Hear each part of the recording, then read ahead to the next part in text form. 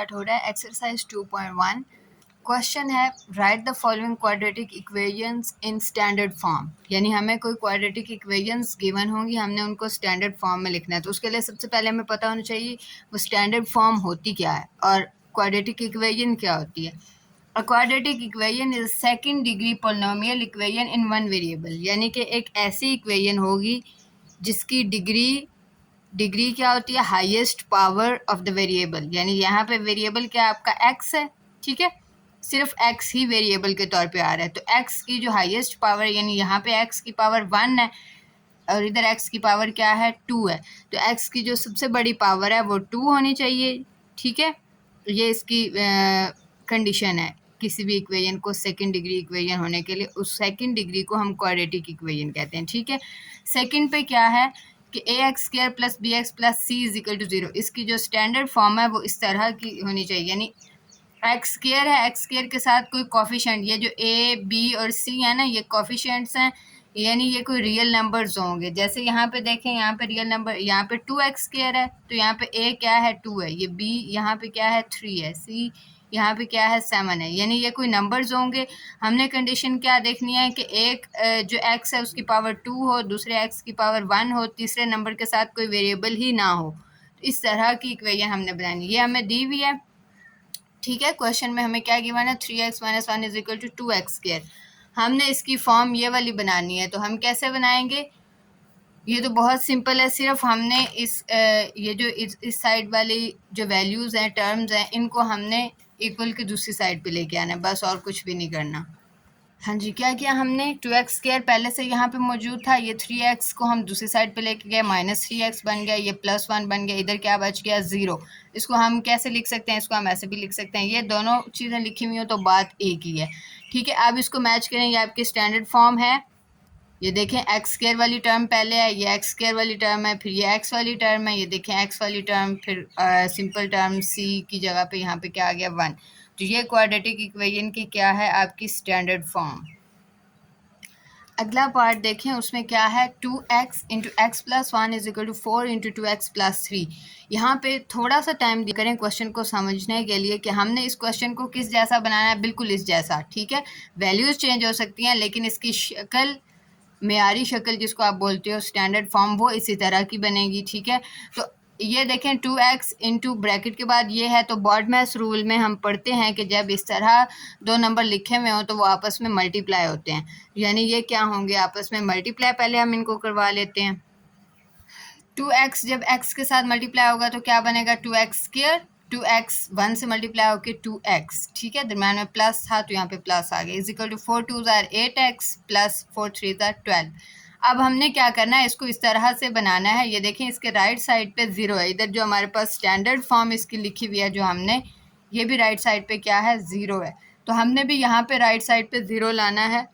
उसके लिए क्या करना पड़ेगा हमें, जो राइट साइड पे ये सारी वैल्यूज़ हैं इनको लेफ़्ट साइड पे शिफ्ट करवाएंगे। 2x² प्लस 2x पहले से लिखा हुआ था, इसको हम पहले लिख लेंगे, ठीक है।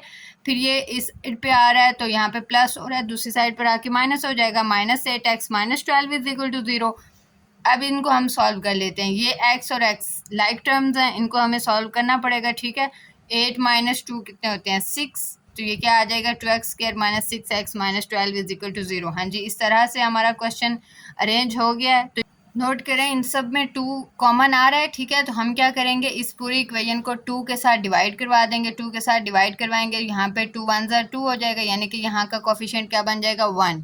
और इसी तरह 2 3 6 होते हैं तो ये 3x बन गया, ठीक है। 2 6 12 तो ये यहाँ पे -6 आ गया। तो ये आपकी standard form of the quadratic equation है। तो क्वेश्चन सॉल्व कर चुके हो तो यहाँ तक अब आपको क्या पैटर्न इसका याद हो गया होगा कि राइट साइड पे तो सबसे पहले हमने 0 बनाना होता है। उसके लिए क्या करना पड़ेगा, जो भी राइट साइड पे टर्म्स लिखी हुई हैं उनको आप इक्वल के लेफ़्ट साइड पे शिफ्ट करवाएं सिंपली। ओके, इनको लेफ़्ट साइड पे शिफ्ट करवाया, ये क्या बना, 2x² - 4x, और ये वाला भी इधर आके क्या बन जाएगा, -4x। ये -4x - 7 इज इक्वल टू 0 बन जाएगा। यहाँ पे क्या सॉल्व हो रहा है, ये x और x सॉल्व हो रहा है, ठीक है। ये -4 और -4 कितने बन जाएंगे, -8।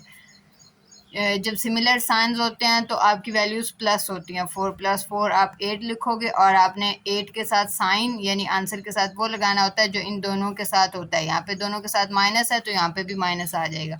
-7 = 0। ये आपकी क्या बन गई है, स्टैंडर्ड फॉर्म। नेक्स्ट क्वेश्चन देखें, 4 × 3x - 2 = 9x²। यहाँ पर आप इस तरह का सवाल पहले भी कर चुके हैं। 4 ब्रैकेट से बाहर है तो इसका क्या मतलब है, ये अंदर मल्टीप्लाई होगा, तो इसको पहले मल्टीप्लाई करवा लें। 4 × 3 = 12, 12x - 4 2 = कितने आ जाएंगे, 8 = 9x²। अब ये जो 9x² अगर इस साइड पर है या 9x² दूसरी साइड पर है, जो 9x² x² वाली जो वैल्यू होती है ना, x² वाली वैल्यू, वो आपके क्वेश्चन की किंग आप मान लें, यानी कि वो बादशाह है, उसको आप नहीं हटा सकते। जो बाकी वैल्यूज़ हैं उनको आप दूसरी साइड पे ला सकते हो। यहाँ पे भी देखें, आप बाकी वैल्यूज़ को इस साइड पे लाए थे, x² वाली वैल्यू उधर ही रही थी, तो इधर भी आप उसी रूल को फॉलो करें। इससे क्या होगा कि आप माइनस से बच जाओगे। यहाँ पे अगर आप इसको इधर लाओगे तो माइनस आएगा, वो थोड़ी सी कैलकुलेशंस जो हैं कॉम्प्लिकेट कर देता है। तो ठीक है, 9x², ये जो 12x है दूसरी साइड पर आके क्या बन जाएगा, -12x -8 + 8 हो जाएगा। ठीक है, इधर क्या बचेगा, 0।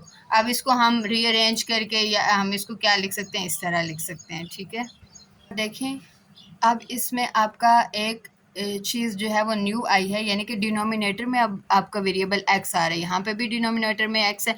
जब भी आपका वेरिएबल डिनोमिनेटर में आए तो आपने क्या करना होता है, वेरिएबल वाली टर्म को, यानी जो इधर x है इधर भी x है, तो यानी जैसे आप एलसीएम नहीं लेते सिंपल नंबर्स में, अगर एक जैसे नंबर्स हों, फॉर एग्जांपल अगर इस तरह की वैल्यू हो 1/2 + 1/2, यानी कि डिनोमिनेटर सेम हो, तो आप एलसीएम में क्या करते हो, डिनोमिनेटर को एक ही दफ़ा लिखते हो। ठीक है, तो यहाँ पर भी देखें, ये डिनोमिनेटर में x आ रहा है, इधर भी x है, x सेम है, तो x एक ही दफ़ा आप क्या करोगे, इन दोनों साइड्स पर, इक्वेशन की दोनों साइड्स पे x के साथ आप मल्टीप्लाई करवा लोगे। जब भी आपके डिनोमिनेटर में वेरिएबल वाली टर्म आएगी, आप उस टर्म को मल्टीप्लाई करवाओगे दोनों तरफ। ठीक है, अगर दो डिफरेंट टर्म्स आ रही हैं, अगले सवाल में जैसे कि आएगा मैं बताऊंगी, तो फिर आपने उन दोनों टर्म्स को मल्टीप्लाई करवाना। यहाँ पे अब क्या होगा, ये x 2x से मल्टीप्लाई होकर क्या बन जाएगा, 2x² + x × 1/x = 5, और मल्टीप्लाई होगा x के साथ, तो 5x - 1/x × x। ये देखें x और x कैंसिल हो जाएगा, यहाँ पर भी x और x कैंसिल, क्योंकि ये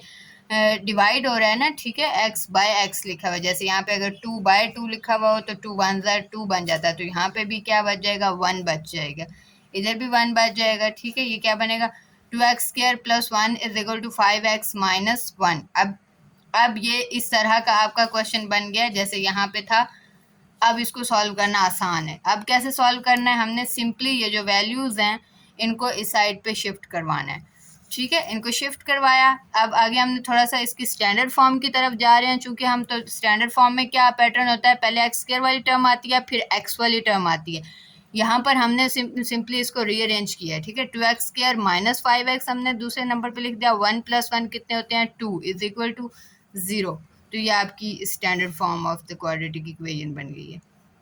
देखिए आप लोग, क्वेश्चन नंबर 6 है, उसमें क्या है, अब ये देखिए जो मैंने पहले बात की थी कि अगर डिनोमिनेटर में दो डिफरेंट टर्म्स आ जाएं तो इन दोनों टर्म को उठा के आपने दोनों तरफ मल्टीप्लाई करवाना है। ये देखें 20 - x यहाँ पे लिखा, और इस साइड पे क्या था, x था, तो इसको भी इधर लिखा। ठीक है, यहाँ पे इस टर्म, ये लेफ्ट साइड पे आपकी ये टर्म थी ना, इस पूरी टर्म के साथ डिनोमिनेटर वाले दोनों टर्म्स को क्या करवाया है, मल्टीप्लाई करवाया। और इधर भी क्या किया हमने, 1/x था, तो हमने क्या किया, दोनों टर्म्स को मल्टीप्लाई करवाया। जैसे हमने पिछले क्वेश्चन में क्या किया था, सिर्फ x था ना अगर डिनोमिनेटर में, तो हमने सिर्फ x को दोनों तरफ मल्टीप्लाई करवाया था। नज़र आ रहा है आपको? ठीक है, तो इसको वैसे आप उससे भी सॉल्व कर सकते हैं, क्रॉस मल्टीप्लिकेशन से ये सवाल इजीली हो जाएगा, लेकिन मैंने आपको ये पैटर्न समझाने के लिए इसी मेथड से कर लिया। ठीक है, अब देखें 20 - x किससे कैंसिल हो जाएगा, 20 - x से, और यहाँ पे x जो है वो x से कैंसिल हो जाएगा। पीछे इधर क्या बचा, x × 6x + 6। ठीक है, ये क्योंकि मल्टीप्लाई हो रहे थे आपस में, मैंने कहा था इसको मल्टीप्लाई करवाना है, तो अब ये क्या बनेगा, x × 6x + 6 = 20 - x। जब 1 से मल्टीप्लाई होगा तो क्या आ जाएगा, 20 - x ही आ जाएगा। ठीक है, कोई भी वैल्यू 1 से मल्टीप्लाई होती है तो वो वैल्यू ही आंसर आता है। यहाँ पे देखें x 6x से मल्टीप्लाई होकर 6x² + एक्स और 6 मल्टीप्लाई होकर क्या बन जाएंगे 6x is equal to 20 minus x. यहाँ पे आगे सिंपल आपका पुराना काम है, वैल्यूज को दूसरी साइड पे शिफ्ट करवाना है। 6x² प्लस 6x माइनस था, इधर आके plus x minus 20 is equal to 0। यहाँ पे क्या क्या सॉल्व हो रहा है 6x और x जो लाइक टर्म्स होती हैं वही सॉल्व होती हैं, चूंकि यहाँ पे x² वाली कोई और टर्म नहीं है तो हम x² वाली टर्म को इसी तरह लिख देंगे। और यहाँ पे कोई और कांस्टेंट भी नहीं है सिवाय 20 के, तो 20 भी इसी तरह आ जाएगा। बाकी रहेगी 6x और x, इनको सॉल्व करना है। 6x प्लस x कितने होते हैं 7x। 6x² plus 7x minus 20 is equal to 0। तो ये आपकी स्टैंडर्ड फॉर्म बन गई है।